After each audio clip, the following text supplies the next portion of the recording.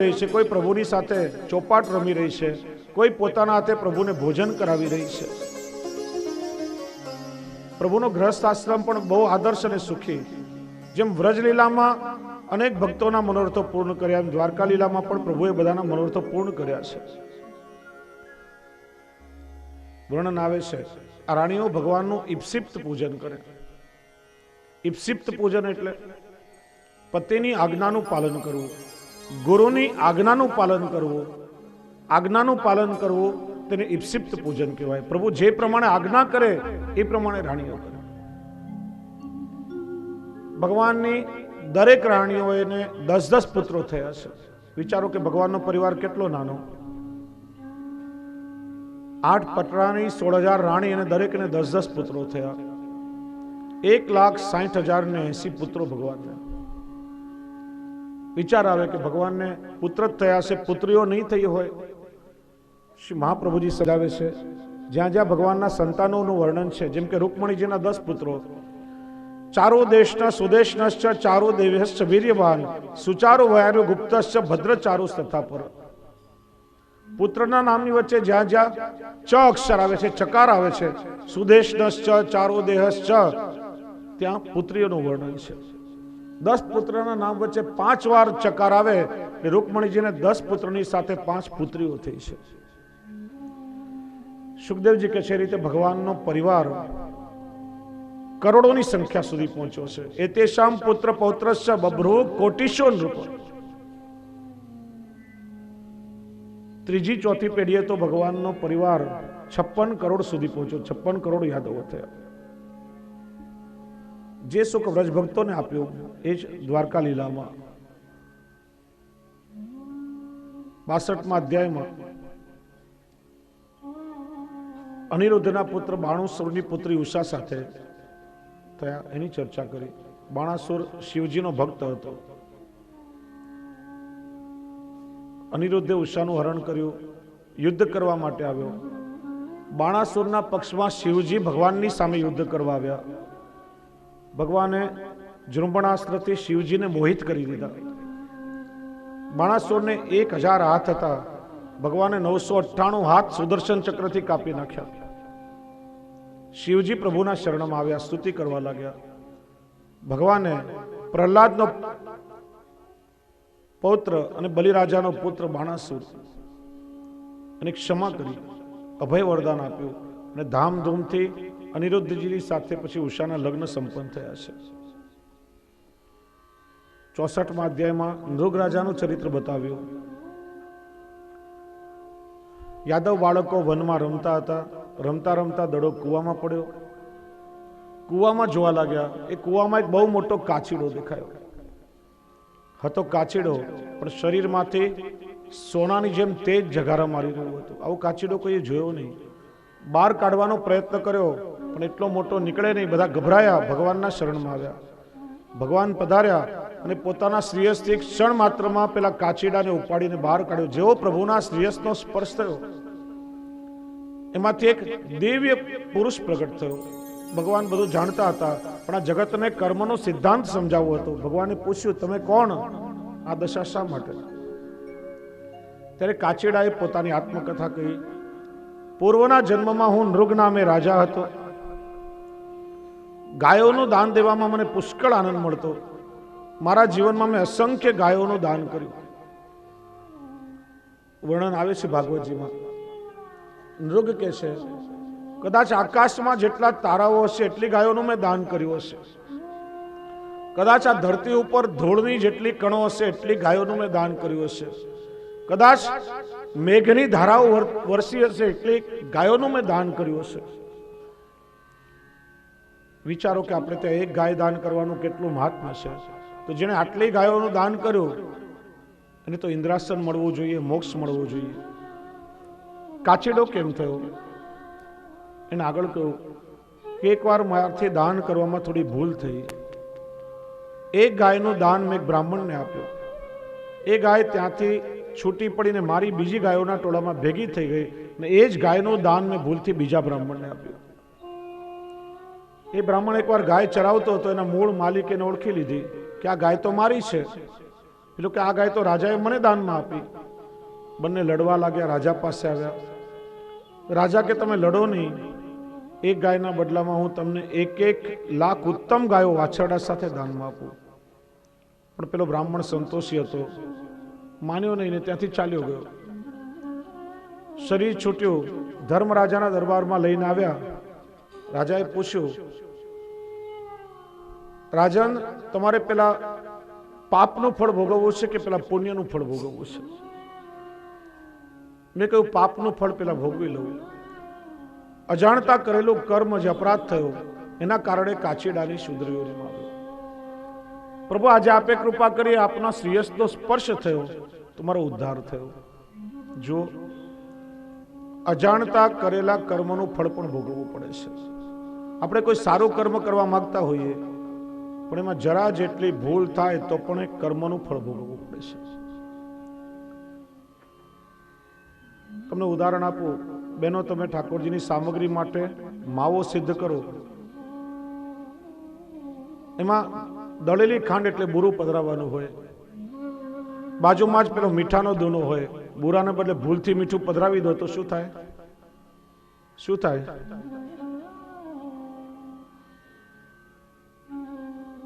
સ્વાદમાં પરિવર્તન આવે. તમે કહો મારાથી તો ભૂલથી નખાઈ ગયો, પણ એ સ્વાદ તો બગડે છે. કોઈ બીમાર માણસ હોય, દવા પીતો હોય, બાજુમાં ઝેરની શીશી હોય, પણ અજાણતા ભૂલથી ઝેર પીવાય તો પણ શું થાય? પણ ભોગવવું પડે. એમ સારું કર્મ કરવા માંગતા હોય પણ એ કર્મનું જો પૂરું જ્ઞાન ન હોય અને એમાં પણ ભૂલ થાય તો એનું ફળ ભોગવવું પડે છે. એટલા માટે શ્રી મહાપ્રભુજી કહે છે, સૌથી ઉત્તમ કર્મ એ પ્રભુની સેવા છે. જીવ જ્યારે પ્રભુની સેવા કરે ત્યારે પ્રભુની સેવા કરતા કરતા જ બધા કર્મના બંધનો પ્રભુની કૃપાથી કપાય છે. નહીં તો જીવને કર્મના ફળ ભોગવવા પડે છે. એ રીતે કર્મનો સિદ્ધાંત બતાવ્યો. આગળ ભગવાને યુધિષ્ઠિરને રાજસૂય યજ્ઞ કરવાની આજ્ઞા કરી. બધા જ રાજાઓને યુધિષ્ઠિરે જીતી લીધા. બીજા રાજાઓ એમની શરણમાં આવ્યા. ફક્ત જરાસંધને જીતવાનો બાકી હતો. એક દિવસ ભગવાન શ્રી કૃષ્ણ, અર્જુન અને ભીમ વેશ બદલી, બ્રાહ્મણનો વેશ લઈ જરાસંધની રાજધાની ગિરિવ્રજમાં આવ્યા. પેલા એ વિચાર્યું કે સામાન્ય યાચક પછી દાન દેવા લાગ્યો. ત્યારે ભગવાને પરિચય આપ્યો, અમે યાચકો કે સામાન્ય બ્રાહ્મણો નથી, હું સ્વયં કૃષ્ણ છું. આ અર્જુન અને આ ભીમસેન, અમે તારી સાથે યુદ્ધ કરવા આવ્યા છીએ. જરાસંધ હસવા લાગ્યો, કૃષ્ણ તારી સાથે શું યુદ્ધ કરું? તો 2 વાર રણ છોડીને ભાગ્યો છે. અર્જુન પણ શરીરના બળમાં મારી સમાન નથી. હા, ભીમ બળવાન છે ને એક ધારે તો એની સાથે હું યુદ્ધ કરું. ભીમનું જરાસંધ સાથે પ્રચંડ દ્વંદ્વ યુદ્ધ થયું છે. જરાસંધને વરદાન કે એના શરીરને વચ્ચેથી ચીરી અને 2 જુદી દિશામાં ફેંકવામાં આવે તો જ એનું મૃત્યુ થાય. ભીમ થાકવા લાગ્યો. ત્યારે ભગવાને ઘાસનું એક તણખલું પકડી વચ્ચેથી ચીરી અને 2 જુદી દિશામાં ફેંક્યું. ભગવાનનો ઈશારો ભીમ સમજી ગયો. જરાસંધને નીચે જમીન પર પછાડી 2 પગથી વચ્ચેથી ચીરી નાખ્યો અને 2 ટુકડા જુદી દિશામાં ફેંક્યા. જરાસંધ મરાયો. હવે યુધિષ્ઠિર ચક્રવર્તી સમ્રાટ થયા. કોઈ પણ એમને જીતી શકે એવો બીજો કોઈ શાસક નહીં. ભગવાને એમને રાજસૂય યજ્ઞ કરવાની આજ્ઞા કરી. આ રાજસૂય યજ્ઞમાં દરેકને સેવાનું જુદું જુદું કામ સોંપાયું છે. ત્યારે ભગવાને સ્વયં પોતાની ઈચ્છાથી યજ્ઞમાં આવેલા અતિથિઓની જૂઠણ પત્રાવળી ઉપાડવાનું કામ સ્વીકાર્યું છે. ત્યારથી કહેવાયું કે સબસે ઊંચી પ્રેમ સગાઈ. પ્રભુ પ્રેમને પરવશ છે અને પ્રેમથી પ્રભુએ કયા ભક્તના કયા કયા કાર્યો કર્યા છે એ બતાવ્યું કે સબસે ઊંચી પ્રેમ સગાઈ. सबसे ऊंची प्रेम सगाई, सबसे ऊंची प्रेम सगाई, सबसे ऊंची प्रेम सगाई, सबसे ऊंची प्रेम सगाई. दुर्योधन का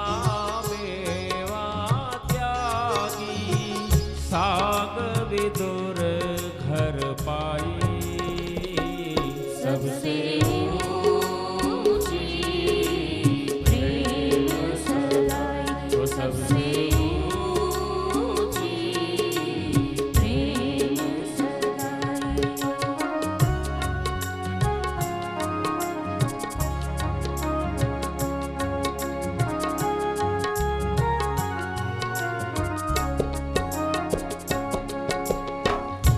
झूठे फल सबरी के खाए बहुविध प्रेम लगाई प्रेम के वश सेवा कीनी और आप बने हरि नाई सबसे ऊंची प्रेम सगाई सबसे ऊंची प्रेम सगाई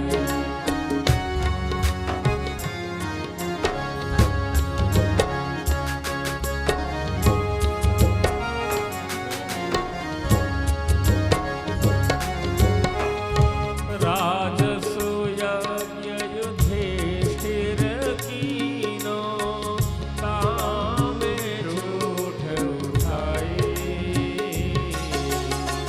प्रेम के वश अर्जुन रथ हाक्यो भूल गए ठकुराई सबसे ऊंची प्रेम सगाई सबसे ऊंची प्रेम सगाई ऐसी प्रीत बड़ी वृंदावन गोपिन नाच नचाई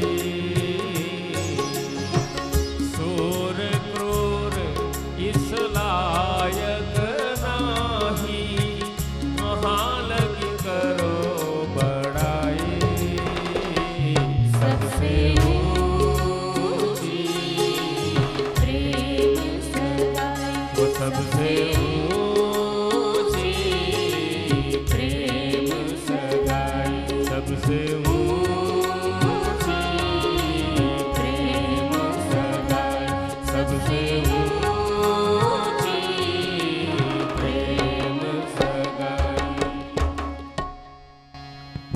પ્રેમનું સગપણ એ બધા સગપણમાં સૌથી શ્રેષ્ઠ છે. લોહીના સંબંધો એ ક્યારેક બગડતા હોય છે, પણ પ્રેમનો જે સંબંધ છે સૌથી શ્રેષ્ઠ છે. સંસારના તમામ સંબંધો પ્રેમના પાયા પર નભતા હોય છે. પ્રેમ એ પરમાત્માનું અવર સ્વરૂપ છે. એટલે જ કહેવાયું સબસે ઊંચી પ્રેમ સગાઈ. ગોપીઓ પાસે શું હતું? કોઈ યજ્ઞનું આયોજન નહોતું કર્યું, કોઈ યમ નિયમ તપ વ્રત તીર્થયાત્રાઓ આ બધા સાધનો નહોતા કર્યા. બે જ વસ્તુ, અશ્રુ અને આશ્રય. પ્રભુનું સ્મરણ કરતા કરતા અશ્રુ વહેતા હોય અને કૃષ્ણના ચરણનો અનન્ય આશ્રય. ગોપીઓ પાસે સૌથી મોટું સાધન હતું પ્રેમ લક્ષણા ભક્તિ, અને પ્રેમથી એમણે પ્રભુને પામ્યા હતા, પ્રભુને પોતાના બનાવ્યા હતા. ગોપીઓના પ્રેમમાં એ તાકાત, પ્રભુને કે પ્રભુ છાસ જોઈએ ને, ઊભા થઈને નહીં આવો, પ્રભુ ઠાડા થઈને પધારે. કનૈયા એમ નહીં મળે, ત્યાં દૂર જઈને બેસી જાઓ, પ્રભુ બેસી જાય. કનૈયા છાસ જોઈએ છે, એના માટે તો નાચવું પડે, એમને એમ છાસ ન મળે. તો એક છાલિયાભર છાસ માટે અનંત કોટી બ્રહ્માંડના અધિપતિ ગોપીઓની સામે ઠુમક ઠુમક નૃત્ય કરે છે. પ્રભુ પ્રેમના પરવશ છે, અને સંસારના તમામ સંબંધો પણ પ્રેમથી ટકી શકે. ઘણી વાર હું પ્રસંગ કહું છું. એક વૈષ્ણવ પરિવાર સવાર સાંજ ઘરમાં સેવા થાય, સાંજે પરિવારના સભ્યો બધા સાથે બેસી સત્સંગ કરે, સંસ્કારની સૌરભથી મહેકતો ઘરમાં લગ્ન આવ્યા, નાનકડા દીકરાના લગ્ન થયા. 14-15 વર્ષની પુત્ર વધુ પરણીને ઘરમાં આવી. વહુ પરણીને આવી એટલે સાસુએ 5-7 હજાર રૂપિયાનો એક હીરો, એક ચોંક નાકમાં પહેરવા માટે ભેટમાં આપ્યું. બાદશાહ જ લાપરવાહીના કારણે પેલો કિંમતી હીરો વહુના હાથે ક્યાંક ખોવાઈ ગયો. કોઈને એને કહ્યું નહીં, પણ ચૂપચાપ ઘરના ખૂણે ખાચરે પેલા હીરાને શોધવાનો પ્રયત્ન કરવા લાગી. સાસુની અનુભવી અને ચાલાક નજરે વહુની સમસ્યાને ઓળખી લીધી, પણ સાસુ કઈ બોલી નહીં. બીજે દિવસે બજારમાંથી એવો જ બીજો હીરો મંગાવ્યો અને રાત્રે બધા સત્સંગ કરીને ઉભા થયા. ત્યારે વહુના હાથમાં હીરો મૂકતા કે વહુ બેટા હીરો નાકમાં પહેરી લો, ખાલી નાક સારું ના લાગે. પેલી ધ્રુસકે રડવા લાગી. કહ્યું બા મને ક્ષમા કરો, મને માફ કરો. આવતા વેત મારા હાથે આટલું મોટું નુકસાન થયું. વિચાર્યું ઘરમાં કોઈને ખબર પડશે તો કજિયા કંકાસ થશે, ઘરનું વાતાવરણ ઢોળાશે, મારે સહન કરવું પડશે. ભયના લીધે મેં કોઈને કહ્યું નહીં, મને ક્ષમા કરો. સાસુએ બહુ સરસ જવાબ આપ્યો. બધી માતાને બહેનોએ કાળજાના કોતરમાં કંડારવા જેવા શબ્દો છે કે વહુ બેટા હીરો ખોવાઈ જાય તો બજારમાંથી નવો પણ લાવી શકે, ને ન મળે ને તો એના વગર પણ ચલાવી શકાય, પણ તારા હૃદયમાં મારા પ્રત્યે જે પ્રેમ છે, જે ભાવ છે, ખોવાઈ જશે તો દુનિયાની કઈ બજારમાંથી નવો લાવશું. સ્વાદ અને ગંધ વગરના કાચના ટુકડા માટે કોઈ માનવીના હૃદયનો ભાવ તોડી નાખવો હોય તો ક્યારે શોભા ન દે. તું ચિંતા નહીં કર, હીરો પહેરી લે. એ રાત્રે વહુએ રડતા રડતા પિયરમાં એની માને પત્ર લખ્યો. માં તને છોડીને હું જ્યારે સાસરે ગઈ ત્યારે બહુ રડી હતી. મને એમ કે તારા જેટલો પ્રેમ મને સાસરામાં કોણ કરશે, પણ આજે મને લાગે છે કે એક માનો ખોળો છોડીને બીજી માના ખોળામાં આવીશું. બબ્બે જનેતાઓની લાડકી દોહિતા છું, એનો આજે મને આનંદ છે. વિચારો કે આવો પ્રેમ જો ઘર ઘરમાં આવીને વસી જાય તો કોઈને પણ અગ્નિ સ્નાન કરવાનો પ્રશંસા માટે આવે. પ્રેમ પારકાને પણ પોતાના બનાવે. પિતા પુત્રનો સંબંધ હોય, સાસુ વહુનો હોય, પતિ પત્નીનો હોય કે મિત્રતાનો સંબંધ હોય, પ્રેમના પાયા પર દરેક સંબંધો ટકે છે. પ્રેમ ખલાસ થાય તો કોઈ સંબંધ ન ટકી શકે. અને પ્રેમ એ પ્રભુનું જ અવર સ્વરૂપ છે. જ્યારે એકબીજાને પરસ્પર પ્રેમ કરતા થઈએ, જીવ માત્રમાં પ્રભુના દર્શન કરી એકબીજાને સહજતાથી સ્વીકારીએ, ત્યારે જ પ્રભુને પ્રેમ કરવાનો અધિકાર આપણને મળે છે. જ્યાં સુધી પ્રભુની બનાવેલી આ સૃષ્ટિને પ્રેમ ના કરી શકીએ ત્યાં સુધી પ્રભુમાં ક્યારે પણ અનુરાગ પ્રગટ ના થાય. પ્રેમ તત્વ સ્વીકારો. મુંબઈમાં એક હાસ્ય કલાકાર આવ્યા અને બહુ સરસ વાત કહી. સાસુ એટલે મેટાડોર અને વહુ એટલે મારુતિ કાર. આ બંને પોતાની હેડલાઇટ ફૂલ કરે ને એટલે જોરથી એક્સિડન્ટ થાય. માં સાસુ ને વહુનું કઈ ના બગડે, પણ સસરાનો ને ધણીનો કચરઘાટ નીકળી જાય. પ્રેમ હોય, જે પરિવારમાં સંપ હોય, એ ઘરમાં સંસ્કાર હોય ને ત્યાં સદાય પ્રભુનો વાસ હોય છે. કલી એટલે કલહ, કલી એટલે ક્લેશ, અને ક્લેશનો લેશ પણ ભગવાન કૃષ્ણને ગમતો નથી. ક્લેશ હોય ત્યાં ક્યારે કૃષ્ણ ન બિરાજે, અને કૃષ્ણ બિરાજતા હોય ને ઘરમાં કોઈ દિવસ ક્લેશ ના થાય. પ્રભુને ઘરમાં પધરાવવા હોય, બધો જ ક્લેશ છોડો, પ્રેમથી એકબીજાને સ્વીકારો, પ્રેમથી વર્તન કરો તો પ્રભુ પણ રાજી થશે. 80મા અધ્યાયમાં સુદામાજીનું ચરિત્ર બતાવ્યું. કૃષ્ણસ્યાસીત સખા કશ્ચિત બ્રાહ્મણો બ્રહ્મવિત્તમ વિરક્ત ઇન્દ્રિયાર્થેષુ પ્રશાંતાત્મા જીતેન્દ્રિય. શ્રી કૃષ્ણના સખા સુદામા બ્રહ્મવેત્તા બ્રાહ્મણ હતા. બધી જ ઈચ્છાઓથી રહિત હતા. ગ્રસ્ત આશ્રમી હોવા છતાં અયાચક વ્રત હતું. કોઈની પાસે માગવું નહીં, જે કંઈ પ્રભુની ઈચ્છાથી પ્રાપ્ત થાય એના દ્વારા નિર્વાહ કરવો. અપરિગ્રહ વ્રત, જે દિવસે જે મળે એનો ઉપયોગ કરી લેવો. ઘરમાં ક્યારે કોઈ વસ્તુનો સંગ્રહ કરવો નહીં. એમના પત્ની પણ પતિવ્રતા, એ પણ પતિની સેવા કરી પોતાનો સેવા ધર્મ નિભાવે. ફાટેલા કપડા પહેરીને રહે. ક્યારેક 2-3 દિવસ સુધી યજમાનની દક્ષિણા ન મળે તો ઘરમાં ચૂલો ન પેટે, બાળકો ભૂખ્યા રહે. એનું વર્ણન આવે છે, ચામડી શરીરના હાડકાને ચોટી ગઈ હતી, એવું કૃષ્ણ શરીર. જો સુદામા ગરીબ નહીં હતા, ઘણા લોકો કહેતા હોય કે સુદામા નામે ગરીબ બ્રાહ્મણ હતા, જેને પ્રભુનું સાક્ષ્ય મળ્યું હોય, પ્રભુએ જેને પોતાનો મિત્ર બનાવ્યો હોય, એને ગરીબ કઈ રીતે કરી શકાય? પ્રભુના ભક્તોને ક્યારે ધનના ત્રાજવામાં નહીં તોડશો. પ્રભુના ભક્તો તો ભાવરૂપી સમૃદ્ધિથી હંમેશા ભરેલા હોય છે. ઘણી વાર કહું છું, કોઈ વ્યક્તિ મહેલ જેવા મોટા મકાનમાં રહેતો હોય, પણ જેના ઘરમાં ઠાકોરજીની સેવા નથી, જેના ઘરમાં વૈષ્ણવનું આતિથ્ય નથી, મુખમાં ભગવત નામ નથી, હરિગુરુ વૈષ્ણવ પ્રત્યે ભગવત ભાવ નથી, તો એના જેવો કંગાલ આ જગતમાં બીજો કોઈ નથી. અને કદાચ કોઈ વૈષ્ણવ એક ઝૂંપડામાં રહેતો હોય, ઘરમાં પ્રભુ બિરાજે છે, મુખમાં ભગવત નામ છે, હૃદયમાં હરિગુરુ વૈષ્ણવ પ્રત્યેનો ભગવત ભાવ છે, તો એના જેવું ધનવાન આ જગતમાં કોઈ નથી. કુંમનદાસજી જમનાવતામાં જ રહેતા હતા. કુંમનદાસજી નિષ્કંચન. એકવાર એમની ભત્રીજીને કહ્યું કે બેટા આસન બિછાવી દે અને તિલક કરવું છે, મુખ જોવા માટે આરસી મૂકી દે. તો કહ્યું કાકા, આસન પાડી ખાઈ ગઈ અને આરસી પાડી પી ગઈ.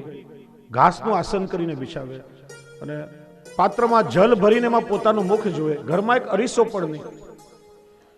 પણ સ્વયં શ્રીજી બાવા એમના ઘરે પધારી ખોળામાં બિરાજીને આજ્ઞા કરે, અરે કુંભના, આજ તો સો મન કી એક બાત કરની હૈ. તો એને ગરીબ કેમ કહી શકાય, જેને પ્રભુએ પોતાનો અંતરંગ માન્યો હોય?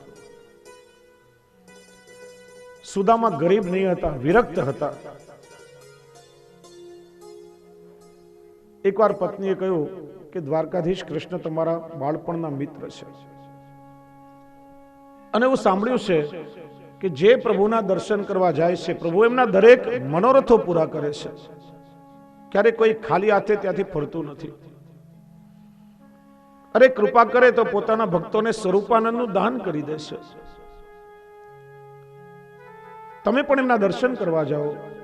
સુદામા સમજી ગયા કે મારી પત્ની ધનની લાલચથી મને કૃષ્ણ પાસે મોકલે છે, પણ હું દ્વારકા જઈશ તો મને પ્રભુના દર્શન મળશે, અને પ્રભુના દર્શનથી બીજો કયો મોટો લાભ જગતમાં હોઈ શકે, એમ વિચારી સુદામા જવા તૈયાર થયા.